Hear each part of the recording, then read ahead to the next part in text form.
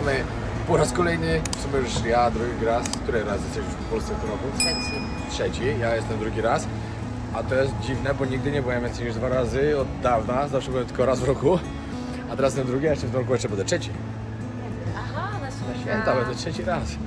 Teraz akurat wyszło tak, że przyjechaliśmy, ze względu na to, że przyjechał tu Kalima, po wesele, od razu oficjalnie życzymy wszystkiego najlepszego na nowej drodze życia. No i trzeba się przepakować, spotkać z rodzicami jeszcze i już dokładnie we wtorek w trasę. C ma być, wyjście C. No ale to chodzi, zobaczymy na zewnątrz. No a co tu nie ma napisane? No i w trasę, ale wy będziecie odcinki widzieli dopiero od 1 września. Dokładnie zaczynamy nową serię od 1 września, ponieważ muszę zrobić parę odcinków do przodu, ze względu na to, że chcę robić daily vlogi. O, tam jest co, no. Czekałem właśnie na samochodzik od Odkryj Auto, żeby pan nas przyjechał. Oczywiście bardzo dziękujemy za auto. I bardzo polecamy. Przede wszystkim. No, zaczynamy przygodę. Niestety dzisiaj jest szaro, buro, ponuro w Polsce. Taka niefajna pogoda nas przywitała, ale nieważne, mamy tyle na głowie 300 dni teraz do załatwienia, że nawet nam to za bardzo nie będzie przeszkadzało. Dziękujemy, Odkryj Auto.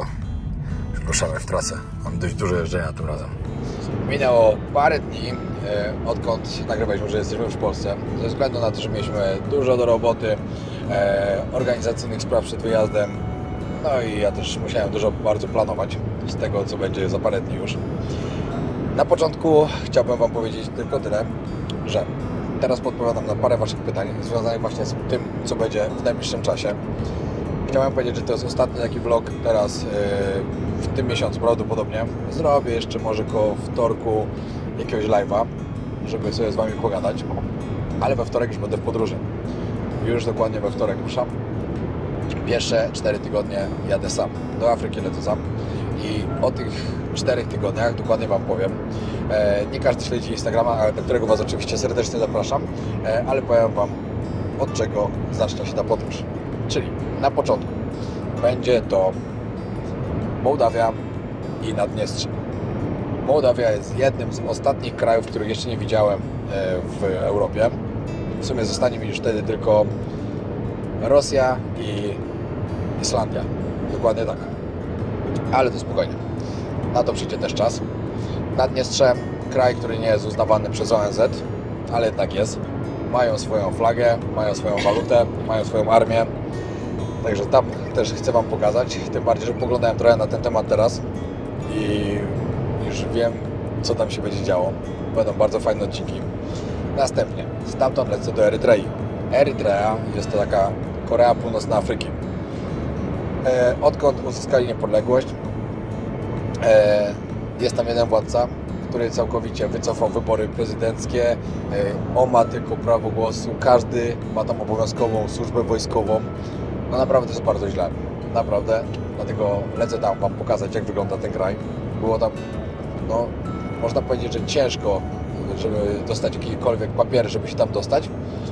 Mi się to udało. Następnie, stamtąd Etiopia.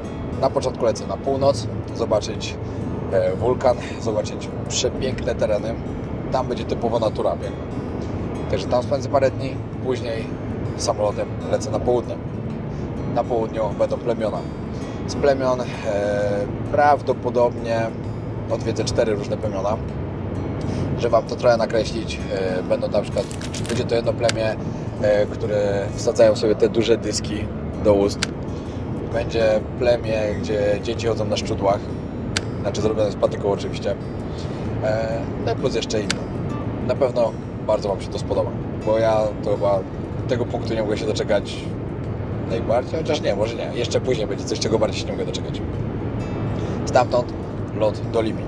Do Libii dostać wizę no, jest bardzo ciężko, ale się da.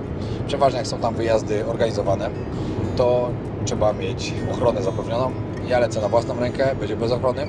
Na początku będę miał zezwolenie, żeby się dostać po prostu do stolicy i później tam muszę organizować kolejne zezwolenia, żeby móc w ogóle za tą stolicę wyjechać, ponieważ każdy ten region tam no trzeba mieć zezwolenie, bo Was po prostu wojsko nie przepuści dalej. Wiadomo, tam no jest jak jest, odkąd obalili Kaddafiego, kraj jest cały czas niestabilny. No i zresztą zobaczycie, jak Wam pokażę na vlogach. Stamtąd Tunezja. w Tunezji, oczywiście na Saharę, coś zobaczyć, też piękne widoki. Może zahaczę też o jakąś turystyczną miejscowość, bo sam jestem ciekawy, jak to wygląda, czy jest to jak w Egipcie, czy jest może troszkę inaczej. Wiadomo, Tunezja jest mocno turystycznym krajem, także tam, a stamtąd do Mauretanii i będę robił najdłuższy pociąg świata. Pociąg, który ma 2 km, pociąg, który jedzie przez Saharę i jedzie się tam na wagonach towarowych. Dokładnie jedziecie na rudzie żelaza. To będzie niesamowita przygoda. Tego się nie mogę doczekać naprawdę bardzo, bardzo, bardzo. Stamtąd lot na Alaskę. Wiele osób się mnie pytało, jakim cudem chcę polecieć do Stanów Zjednoczonych, jak byłem w wielu zakazanych krajach, ale te osoby nie mają wiedzy na ten temat, ponieważ można być w zakazanych krajach, które dla Stanów są zakazane, ale wtedy nie można tylko wjechać na EST-cie, bo EST od razu Wam odrzucił system, ale możecie dostać wizę. Wiza jest na 10 lat, ja wizę mam od 5 lat już i jeszcze 5 kolejnych jest aktualna, ale też nie patrząc na to nawet, to Ala parę dni temu była w ambasadzie właśnie, po wizę amerykańską i mimo tego, że była w Iranie, była w Syrii, w parę sekund dostała wizę. Także wiecie, mimo tego, że ST Wam odrzucą, to i tak macie szansę dostać wizę i normalnie sobie pojechać do Stanów. Co będzie dalej, to usłyszycie już, nie wiem, w przyszłym miesiącu, pod koniec przyszłego miesiąca. Nie chcę Was za bardzo wszystkiego zdradzać, co będzie. Wolę Was utrzymać w takiej troszkę niepewności, żebyście byli zaskoczeni. Pierwszy miesiąc Afryki będzie naprawdę bardzo intensywny. Dobrze przygotowuję się do tej podróży, bo naprawdę dużo czasu poświęcam na to, żeby wszystko było zaplanowane tak, jak powinno. Wiadomo, że to podróż, zawsze się może coś nie udać, ale bardzo się będę starał tak, żeby utrzymać cały czas Waszą uwagę. Chcę zrobić co najmniej 100 vlogów z tego wyjazdu, co nie będzie łatwym zadaniem, ale po tym, jak to wszystko mam zaplanowane, to myślę, że będzie tak, że w każdym vlogu będzie coś ciekawego, coś interesującego i fajne informacje, które Wam się mogą przydać na przykład do tego, jak będziecie chcieli później sobie zrobić podobną podróż do takiego kraju, jak otrzymać jakieś wizy, jak wyglądają ceny na miejscu, no i dodatkowo ciekawostki o danym kraju, jakieś fajne miejsca. Także pojawiły się jeszcze pytania na temat Chin, ze względu na to, że też jedno Q&A robiliśmy jeszcze jak byłem w Chinach z Alą. Jak wjechaliśmy do Chin i czy w Chinach działają social media? No to tak, Polacy mogą teraz wjechać do Chin na 15 dni na ruchu bezwizowym, na lotnisku wbijają Wam po prostu pieczątkę i 15 dni możecie sobie zostać. My jak byliśmy, to po prostu poszło to tak łatwo, że zapytali po prostu, po co przyjechaliśmy, jak długo zostajemy i tyle. Pieczątka wbita i byliśmy w Chinach. Co z social mediami? Trzeba mieć oczywiście VPN-a. Polecam w ogóle kartę kupić sobie wcześniej na lotnisku, kupić sobie na lotnisku. Za 50 zł jest karta turystyczna na 7 dni. Nie pamiętam, ile tam giga było dokładnie, ale przyda Wam się, bo ja myślałem, że w Pekinie na przykład internet będzie można złapać wszędzie, a wcale tak nie było. W wielu miejscach był problem, że było w ogóle Wi-Fi. Jeśli już się gdzieś połączycie, wtedy sobie włączacie VPN-a, ustawiacie na, nie wiem, obojętny jaki kraj europejski na przykład lub po prostu na Polskę i wszystkie social media normalnie Wam działają. Korea Północna otwiera się w grudniu. Co o tym myślisz, czy chcesz jechać? No to bardzo myślę na ten temat, co zrobić, bo dostaję takie sprzeczne informacje trochę. Jedno, że się otwierają, drugie, napisałem do biura, które zajmuje się wyjazdami do Korei Północnej, z którym jestem teraz w kontakcie, jestem u nich na liście takiej, że jeśli się to otworzy, to od razu mi dają znać i tam jadę. Oni mówią, że to jeszcze nic pewnego, że to, że poszły jakieś wiadomości do mediów z tym, że oni się otwierają, to wcale nie jest tak, że oni się otworzą, bo to jest Korea Północna, to musicie o tym wiedzieć. Kolejną informacją było to, że jak się otworzą, to będzie tylko możliwość wjazdu na jeden teren do jednego miasta, które jest na północy Korei Północnej. Jest to taki narciarski kurort, czy jakoś tak można powiedzieć, który przygotowują specjalnie na to, żeby otworzyć tą Koreę, żeby ludzie byli zaskoczeni, jak w Korei Północnej jest dobrze. A to też za bardzo wiecie. No z jednej strony fajnie, bo będę w Korei, ale z drugiej strony to trochę lipa, bo nie zobaczę stolicy. A bardzo bym chciał zobaczyć stolicę Korei Północnej. Dodatkowo trzeba wiedzieć o tym, że taki wyjazd na pewno jak otworzą się teraz, to będzie na pewno bardzo drogi. I pojechać tam, żeby, wiecie, zobaczyć parę kurortów narciarskich i tak naprawdę nie zobaczyć takiej prawdziwej Korei Północnej, nie wiem, cały czas biję się z myślami. Zobaczymy, co napisze mi to biuro, z którym jestem w kontakcie i wtedy zobaczymy. No. W grudniu byłaby możliwość, że mógłbym pojechać, bo ten plan, który mam na grudzień, mogę spokojnie zmienić. No ale zobaczymy. Chciałbym pojechać, nie ukrywam, że nie, ale jeśli by to miało być takie jedno miasteczko tylko, to też trochę bez sensu. No ale zobaczymy, nie mówię nie. Czemu zawsze przed podróżą ukrywasz kierunki? Jakie to ma znaczenie? Nie, wcale nie zawsze ukrywam. A teraz, no teraz też nie ukrywam. To tydzień wcześniej już powiedziałem, gdzie jadę. To też nie takie ukrywać, aż może niektórzy by chcieli, żebym już powiedział miesiąc temu, gdzie jadę, bo w sumie już od miesiąca wiedziałem, gdzie będę jechał. Tylko czekałem na wizy. No ze względu na to, żeby ktoś nagle nie zdecydował się pojechać w te miejsca, gdzie ja chcę jechać przede mną. Wiecie, jednak to na YouTube działa tak, że jeśli ktoś był w danym miejscu i później druga osoba pojedzie w to miejsce zaraz w krótkim czasie, no to już nie ma takiego mega zainteresowania. A mi zależy na tym, żeby jednak moje odcinki Wam się podobały, żeby były konkretne i żeby były trochę inne niż innych, bo jeśli, wiecie, cały czas by było powtarzanie się tego z innymi osobami, które nagrywają na YouTube, to też by to dziwnie tak wyglądało i nie byłoby takiego zainteresowania na pewno. A tak to za każdym razem mogę czymś fajnym zaskoczyć. No i dla mnie to też jest fajne przede wszystkim, że piszecie później w komentarzach, że fajnie, że Wam się podobało, że tego jeszcze nie było i tak dalej, i tak dalej. I to też jest takie mobilizujące później, żeby robić cały czas fajne kierunki i ciekawe. Jakiego sprzętu używasz podczas nagrywania swoich vlogów, jak jesteś w podróży? No to nagrywam telefonem. Wiem, że wiele osób jest na pewno bardzo zaskoczonych, że jest taka dobra jakość. Każdy mi pisze, że są mega zaskoczeni, jak pisze, że nagrywam iPhone'em 15 Pro, ale on ma świetną kamerę i nie ma co ukrywać.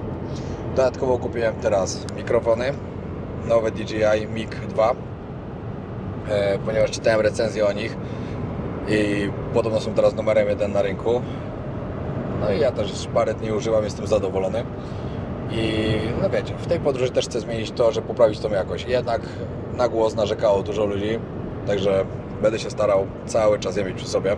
Wiadomo, są miejsca, gdzie na przykład nie mogę ich mieć, bo nie może być widoczny mikrofon. Wtedy może będę chował pod koszulkę, bo wtedy też łapią dźwięk, ale on będzie zawsze wtedy słabszy też. Będę się starał, żeby było dobrze. Plus dodatkowo dron DJI Mini 4 Pro. Świetny, naprawdę bardzo świetny, polecam. Nagrywaj w pionie i w poziomie, także można i sobie do filmu dodawać, rolki na Instagrama robić. A na Instagrama Was oczywiście serdecznie zapraszam.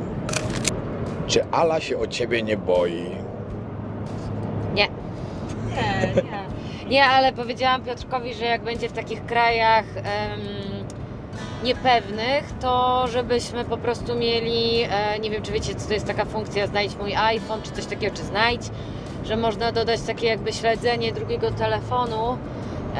No i myślę, że w takich krajach wolałabym mniej więcej wiedzieć co się dzieje, nawet jak nie będziemy mieć kontaktu, no to może ten iPhone będzie jakoś tam łapał sygnał, nie wiem. Ale właśnie, ale jeśli na przykład ktoś mnie porwie, oczywiście oby nie, i nie będę miał telefonu, to mnie nie namierzysz. No, ale jest szansa, że jednak będziesz miał ten telefon przy sobie. No, różnie bywa. No, ale się nie musiałem mnie martwić, bo ja wiem co robię i ja jestem doświadczonym podróżnikiem.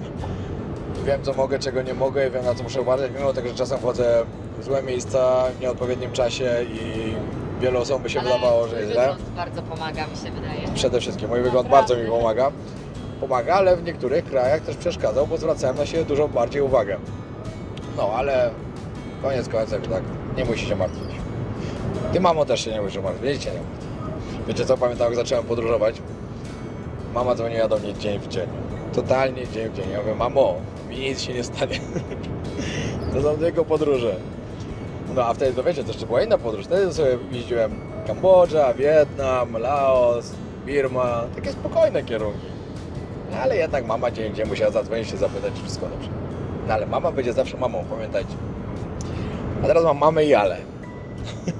Będą na zmianę dzwoniły.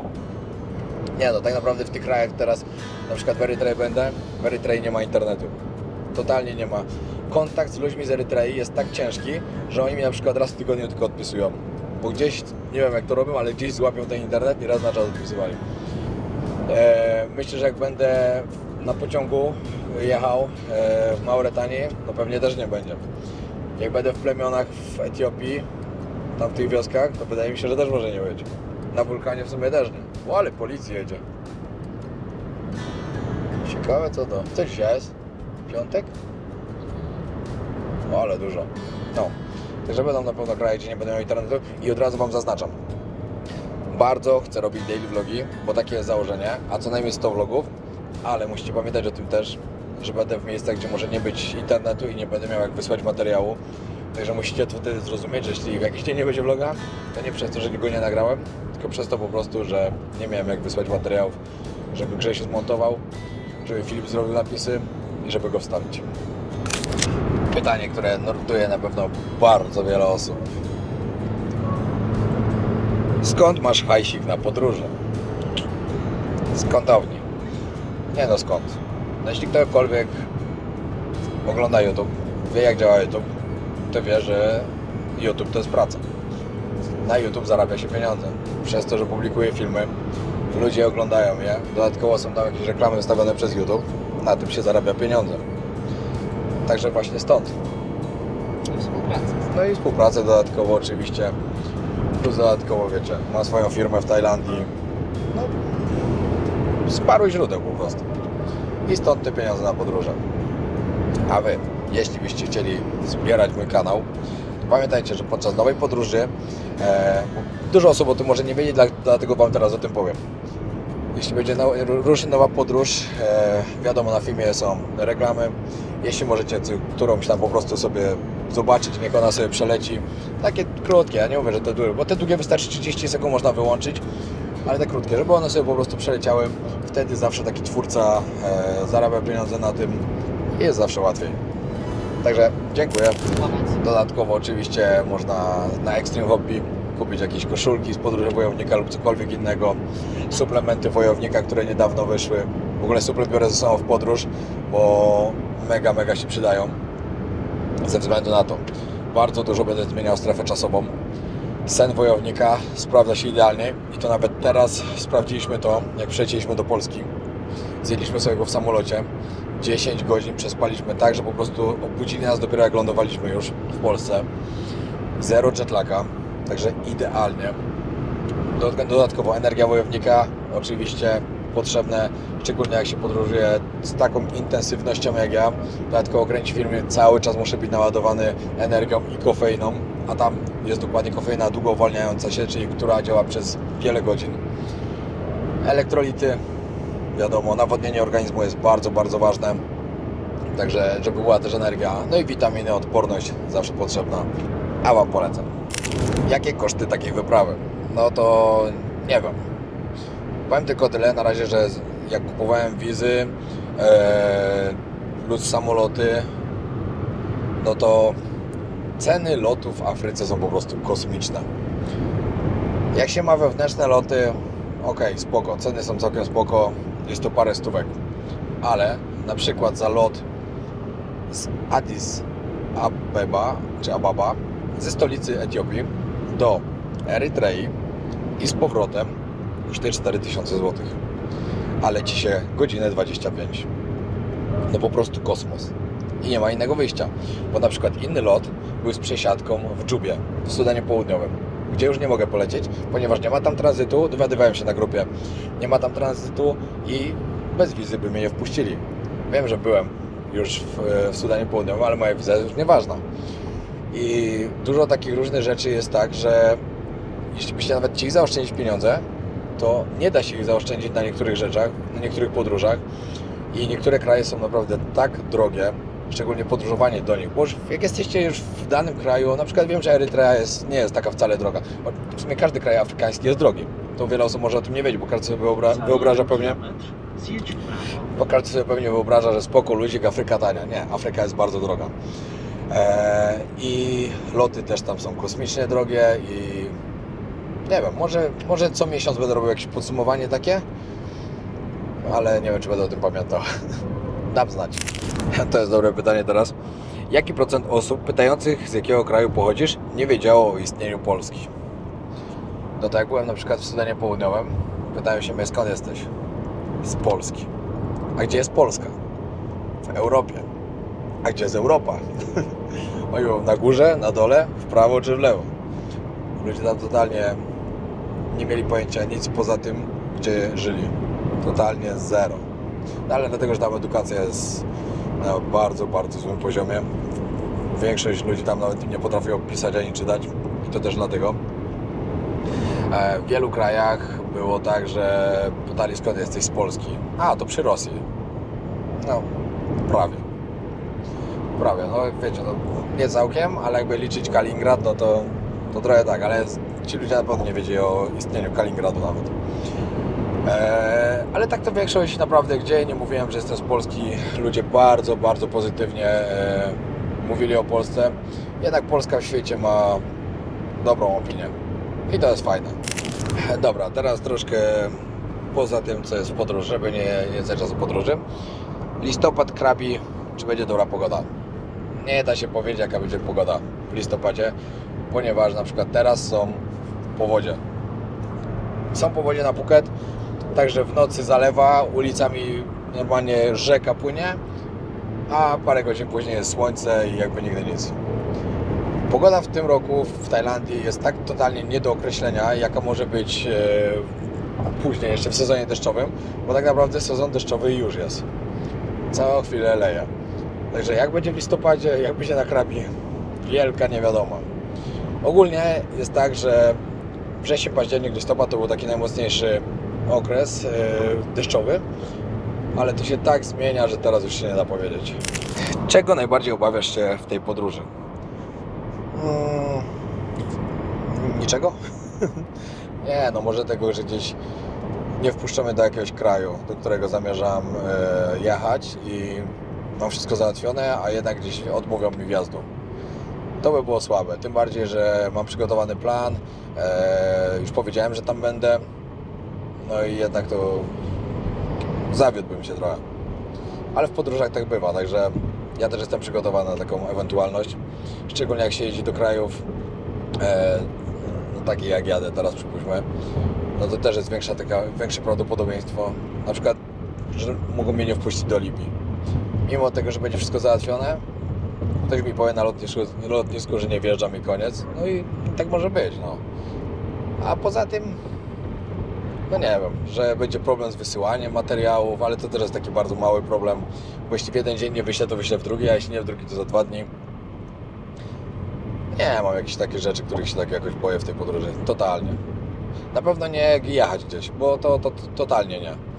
Bo raczej jadę tam, że jestem ciekawy tych kierunków, a nie, że się czegoś boję. Raczej takie małe błahostki, które mogłyby zaburzyć to, jak mam ustawiony cały plan, ale tylko tyle. Kolejne ciekawe pytanko. Wszystko ogarniasz sam? Loty, pozwolenia, transporty po kraju, ochronę? Czy masz kogoś, kto Ci w tym pomaga? Nie, totalnie wszystko sam. Ja wiem, że są podróżnicy, którzy mają ludzi, którzy im wszystko ustawiają, pomagają i tak dalej, i tak dalej. Na pewno mi się łatwiej wtedy podróżuje, ale ja jestem indywidualistą i lubię planować sam. W ogóle uważam, że jestem dobry w planowaniu i w ogarnianiu wszystkich rzeczy.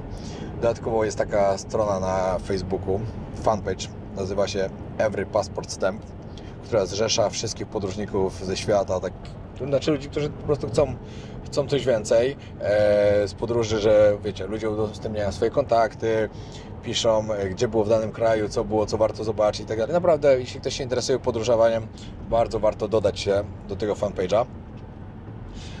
No i z tego, co tam ludzie piszą, naprawdę można sobie fajnie wszystko zaplanować. I ja na przykład dużo teraz korzystałem z tego. Tak samo jeśli miałem jakieś pytanie, bo miałem problem z lotem. Z lotem z Mołdawii właśnie do Erytrei. Problem był taki, że przesiadkę miałem jedną w Istambule, a później kolejną miałem w Dżubie. No i napisałem, czy w ogóle mogę lecieć takim samolotem, przez to, że jest później przesiadka w Sudanie Południowym i ludzie mi powiedzieli tam, że nie mogę. I dzięki temu nie straciłem pieniędzy, mimo tego, że ten lot był dużo tańszy i no, bardzo zachęcał do tego, żeby go kupić, bo był 1000 zł tańszy niż taki inny, a jednak dobrze, że go nie kupiłem, bo by mnie nie wpuścili do samolotu. Plus dodatkowo też o wizę do Libanu, do Libii, przepraszam, do Libii i tak dalej. Fajna strona, naprawdę można sobie ułatwić i fajnie zaplanować wszystko. A z transportem na miejscu i tak dalej, no to wiadomo, są Google i się planuje. Wszystko można załatwić. Czasem trzeba poświęcić po prostu więcej czasu, ale wszystko można fajnie sobie ogarnąć. No i żeby nie było, no oczywiście też oglądam też innych twórców, tych, którzy robią na YouTube. Teraz też zacząłem oglądać ludzi z zagranicy, takich, którzy naprawdę świetne materiały robią. No i z tego też naprawdę można dużo fajnych miejsc wyciągnąć, fajnych jakichś takich rzeczy, które też fajnie pokazać, które tam się fajnie oglądały. No i poprawia to na pewno jakość. Teraz pytanie o Iron Train i o jedzenie. Jakie jedzenie tam planuję? To wiadomo, że się bierze ze sobą jedzenie, bo jak już się wsiądzie na ten wagon, jak się już zaplanuje, że dzisiaj ma ten swój wagon z tą rudą żelaza i się już tam rozłożycie, oczywiście trzeba się zamaskować jak najlepiej się da. Trzeba mieć gogle, trzeba mieć maskę, oczywiście arafatkę jeszcze założoną, ciuchy, które prawdopodobnie później już się wyrzuci, bo wszystko się pyli, totalnie wszystko. Ale to jak ktoś ogląda jakieś odcinki jakichś podróżników stamtąd, to dobrze wie, o czym mówię. Plecak będzie trzeba mocno zabezpieczyć, nawet w jakieś worki na śmieci obwiązać wszystko, żeby nie był cały zapylony tym. I jedzenie, coś tam będzie trzeba wziąć po prostu, żeby przetrwać. Jedzenie i wodę, no bo wiecie, to się jedzie przez Saharę. Będzie gorąco w dzień, zimno w nocy. No w nocy się też na pewno będzie ciężko spało. Inni ludzie też tym podróżują, bo wiele osób można nam spotkać. Będzie to na pewno świetna przygoda. No naprawdę bardzo, ale to bardzo się nie mogę tego doczekać. Czy planujesz publikować tylko na YouTube, czy też jeszcze na innych social mediach? Jasne, że planuję też na innych, na wszystkich. Na Instagramie będę się starał być bardzo aktywny, żeby zachęcać Was przez relacje i przez filmy do tego, żebyście przechodzili na YouTube, oglądać cały odcinek. Dodatkowo TikToka chcę bardzo sobie podkręcić, bo zawsze jak jestem w podróży, jednak wrzucam filmy z podróży, no to ten TikTok to tak idzie do góry, że szok. No i na pewno numerem jeden, to jest ten YouTube, no bo na tych filmach z YouTube'a i na tym, żeby wszystko fajnie pokazywać, zależy mi najbardziej, ale też musicie wiedzieć o tym, że inne social media potrafią przekierować ludzi właśnie na kanał i to bardzo pomaga. A Wy, jeśli będziecie chcieli co jakiś czas po prostu udostępnić, na przykład na Facebooku lub gdziekolwiek jakiś odcinek, na Facebooka mojego też Was zapraszam, bo dużo osób tam jeszcze nie jest, po prostu Podróże Wojownika fanpage, tam też wrzucam dużo różnych rzeczy. Także wpadnijcie, zostawcie obserwację. No, jeśli będziecie chcieli coś raz na czas udostępnić, świetnie będzie. Zawsze mi pomożecie zdobyć większe zasięgi. Najpiękniejsze miejsce, w jakim byłeś? Nie wiem. Tysiące takich miejsc było. Nie jestem w stanie określić chyba najpiękniejszego. Ale jakby patrzeć pod względem natury, no to jest to na pewno chyba Boliwia. Antarktyda też, Antarktyda te śniegi i tak dalej. Boliwia jednak była tak różnorodna. No chyba jednak, jakbym miał wybrać swój kraj numer jeden, najpiękniejszy, znaczy pod względem natury, no to byłaby to Boliwia. Chyba tak. Czy zdarzyły Ci się jakieś rewolucje żołądkowe po zjedzeniu jakichś lokalnych specjałów? No i to jest właśnie interesujące i zaskakujące dla wielu osób, bo wiele osób mówi, że po prostu mi nie wierzy w to, że nigdy nie mam żadnych rewolucji. No wiem, ale też nie było jakieś takie nie wiadomo jakie, bo tam szybko też przeszło. Ale to dlatego, że kręciliśmy odcinek o street foodzie. No a jak wygląda street food w Indiach, to sobie tylko możecie wyobrazić, albo chyba, że oglądacie. Dobra, chociaż tak hardkorowego nie jedliśmy, jak na tych filmikach pokazują wszystkich. Bo to już by była przesada. To chyba tylko jedynie Hindus był dał radę to zjeść. Indus, nie Hindus. Musicie rozróżniać. Hindus to jest wyznawca hinduizmu. Indus to jest mieszkaniec Indii. Pamiętajcie, że nie każdy Indus jest Hindusem. No. I na odwrót. Nie, na odwrót tak. W sumie nie, bo nie musisz wyznawać Hindi, żeby być Hindusem. No tak. Dobra, mniejsza z tym. No, ale tak to poza tym to nigdzie. Ja mam tak twardy żołądek, znaczy przynajmniej mi się tak wydaje, że on już jest tak uodporniony na różne rzeczy, że wszystko mogę jeść. I nie ma tych zawirowań. Mam kolegów, szczególnie jednego, wie o którym mówię, który gdziekolwiek nie pojedzie, za każdym razem ma przygody żołądkowe, a ja nie mam. Bardzo jestem z tego powodu szczęśliwy, ale to też dlatego, że stosuję prebiotyk bardzo często w roku, może nie cały czas, ale często. I no też wiecie, cały czas podróżuję między różnymi kontynentami, krajami i tak dalej. Jednak ta flora bakteryjna jest taka inna niż normalnego człowieka, który nie podróżuje. O, tak powiem. Jestem bardziej odporny. Gdzie zabierasz Pawła? No i dobra, akurat tą część to Wam mogę zdradzić, ponieważ będziemy przełamywać Pawła strefę komfortu. Znaczy on jeszcze nie wie dokładnie, co mam w planach, tak całkiem, ale to zobaczy. Jestem ciekawy, czy wytrzyma. Wiecie, Paweł jest przyzwyczajony do wakacji, nie do podróżowania. Także to na pewno będzie miał ciężej. Ale lecimy do Peru i ruszamy w wyprawę do Amazonii. A będziemy po dżungli się przemieszczać, będziemy płynąć łódką tam parę dni, spać w jakichś takich, wiecie, bardzo słabych warunkach, łowić piranie, chodzić przez dżunglę z maczetami. Będzie naprawdę fajna przygoda. Dodatkowo oczywiście, jak już tam będziemy, to pewnie Paweł będzie chciał zobaczyć od razu Machu Picchu, góry tęczowe. No i plus jeszcze polecimy gdzieś do jednego kraju, ale do którego to jeszcze nie wiem. Jeszcze nie mamy tego ustalonego. No, czas pokaże. Planujemy też zrobić ayahuaskę, jak będziemy w Peru, ale to też jak już będziemy w dżungli. Zobaczymy. To jeszcze, wiecie, do tego czasu jeszcze kawał czasu do tego wyjazdu, bo to dopiero prawdopodobnie będzie albo koniec listopada, albo początek grudnia. Także jeszcze na zaplanowanie jest ho. No tak, czym będziesz się przemieszczał? Czy będą to samoloty? No tak, będą to samoloty, ze względu na to, że odległości między krajami i miejscami, do których będę zmierzał, są naprawdę bardzo duże. Teraz mam tylko miesiąc na Afrykę. Także nie chciałbym tracić niepotrzebnie czasu i chcę zrobić takie naprawdę dobre vlogi, a nie takie, że wiecie, jestem w trasie jakiś cały dzień, chociaż takie też mogą być, no bo nawet jeśli się samolotami przemieszczam, to nieraz też tak będzie, tak, że większość dnia będę na lotnisku. Ale w przyszłym roku, prawdopodobnie w maju lub pod koniec kwietnia, chcę zacząć trasę po Afryce Zachodniej. Tam jest, jak sprawdzałem, tak mniej więcej to jest około 15 do 20 tysięcy kilometrów takiej trasy, jakbym chciał zrobić. Będzie to trwało oczywiście parę miesięcy, ale tam typowo chcę się przemieszczać drogą lądową cały czas. Autobusy, pociągi, samochody, motory, cokolwiek się uda, ale żeby się przemieszczać cały czas lądem. Jeśli oczywiście będę musiał gdzieś lecieć, no to polecę, ale raczej chcę przejść taką trasę, chcę zrobić taką trasę bardziej hardkorową, ale to w przyszłym roku. No i dobra, myślę, że trochę się dowiedzieliście z tego, czekajcie, mi się włączyło coś, z tego, co Wam chciałem powiedzieć. Zapraszam Was serdecznie 1 września w niedzielę na pierwszego vloga z nowej podróży, która potrwa 4 miesiące, 5 kontynentów, wiele krajów, świetne przygody i 100 lub więcej filmów do końca roku.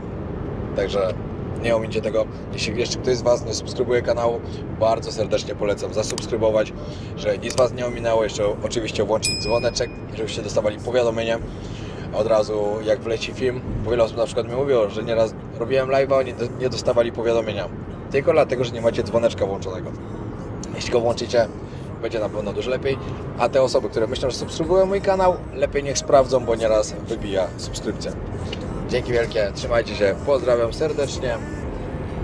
Ala, pożegnaj się. Ala kieruje, także musi być skupiona. Dobra, na razie, widzimy się już w podróży.